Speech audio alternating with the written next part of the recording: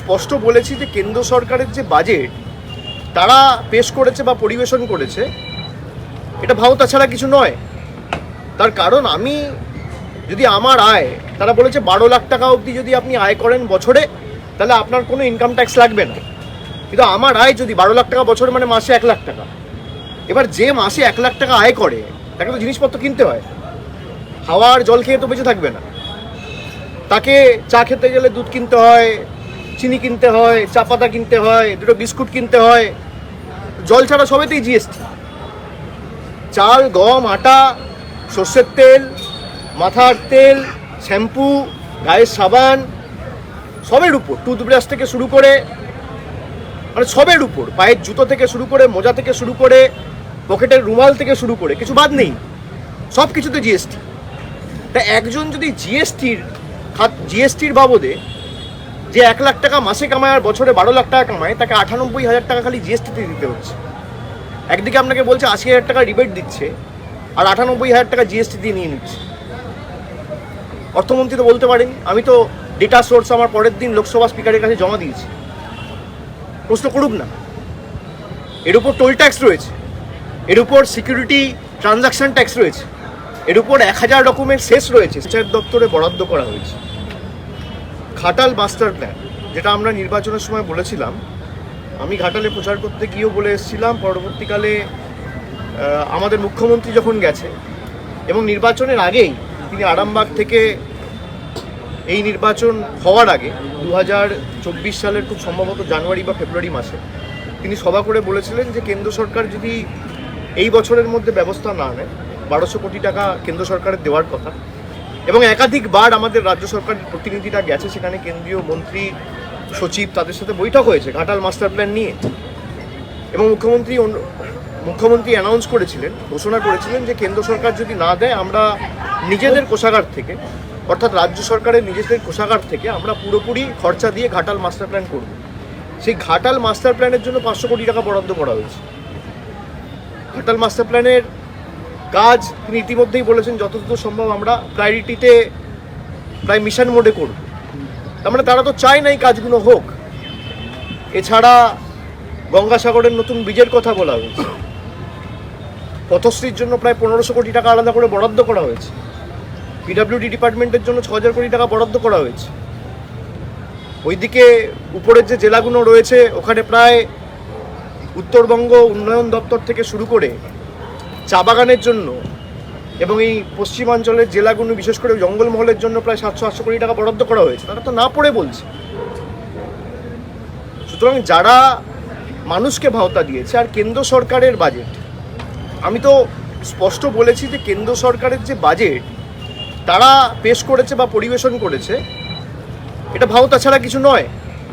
তার কারণ আমি যদি আমার আয়, তারা বলেছে 12 লাখ টাকা অবধি যদি আপনি আয় করেন বছরে তাহলে আপনার কোনো ইনকাম ট্যাক্স লাগবে না।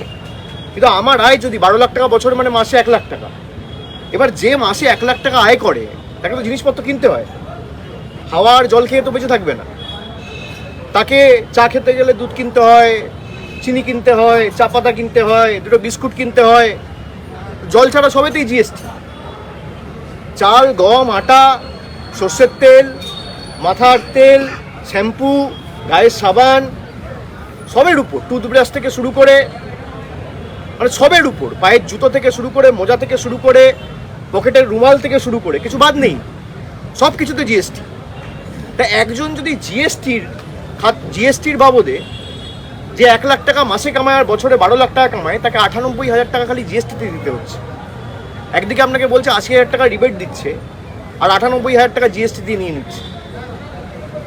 অর্থমন্ত্রী তো বলতে পারেন, আমি তো ডেটা সোর্স আমার পরের দিন লোকসভা স্পিকারের কাছে জমা দিয়েছি, প্রশ্ন করুক না। এর উপর টোল ট্যাক্স রয়েছে, এর উপর সিকিউরিটি ট্রানজাকশন ট্যাক্স রয়েছে, এর উপর 1000 রকমের সেস রয়েছে, সারচার্জ রয়েছে, এক্সাইজ ডিউটি রয়েছে, এগুলো কে ধরবে?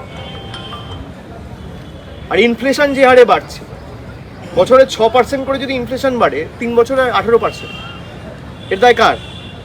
তারা তথ্য পরিসংখ্যান সামনে রেখে বলুক না। বিরোধীরা দিশাহীন, কিছু না কিছু বলতে হবে। আমাকে বাজেটের প্রথম দিন আপনারা যখন প্রতিক্রিয়া নিয়েছিলেন, আমি বলেছিলাম আমি পুরো পড়বো তারপর বলবো। আমি না জেনে না শুনে কেন বলতে যাব? আমি পড়েছি, আমি দেখেছি, ফাঁকা কলসির মতো, ফাঁকা কলসির আওয়াজ বেশি। আলটিমেটলি বাজেটে কিছু নেই। আপনি বলুন না বাংলার জন্য কি বরাদ্দ করেছে। আমরা এমনি এমনি তো এদেরকে বাংলা বিরোধী বলি না।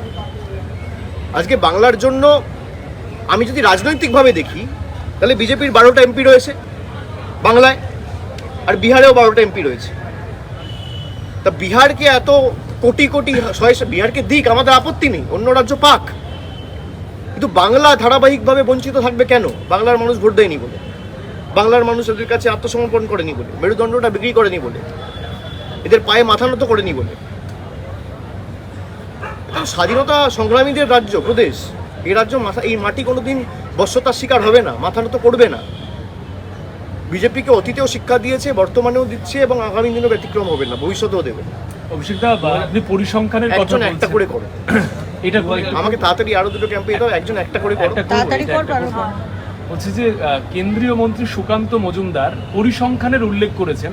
দেখা যাচ্ছে যে মাদ্রাসা শিক্ষাতে খাতে এটাতে অনেক বেশি বরাদ্দ হয়েছে, এবং তারা প্রচার করছেন যে তোষণের বাজেট, যেভাবে মুখ্যমন্ত্রী তোষণ করে এসেছেন সংখ্যালঘুদের, এই বাজেটেও তার রিফ্লেকশন। ওনাকে জিজ্ঞেস করুন, আপনার যেমন কর্তব্য ওনার প্রশ্ন আমার কাছে পরিবেশন করে আমায় করা, আপনার কর্তব্য আমার প্রশ্ন ওনার কাছে করা, এটাও আপনার কর্তব্য একজন সাংবাদিক হিসেবে। একদম। তাহলে ওনাকে জিজ্ঞেস করুন যে এই যে 44,000 কোটি টাকা পঞ্চায়েত দপ্তরকে বরাদ্দ করেছে, এর মধ্যে কি জাত দেখে, ধর্ম দেখে বরাদ্দ করা হয়েছে? ওনাকে প্রশ্ন করুন যে পিডাব্লিউডি ডিপার্টমেন্টকে এবার শিক্ষা দপ্তরকে যে 40,000 কোটি টাকা বরাদ্দ করেছে রাজ্য সরকার, এটা কি জাত দেখে, ধর্ম দেখে করা হচ্ছে? আর মাইনরিটি ডিপার্টমেন্টের ক্ষেত্রে বিজেপির বাজেট 1575 কোটি টাকা থেকে 682 কোটি টাকা হয়েছে কেন? 56% কমেছে কেন? মাইনরিটিরা ভোট দেয় না বলে? তাহলে এটা কি ভোট দিলে লাড্ডু আর ভোট না দিলে বঞ্চনা? এই প্রশ্নটা করুন।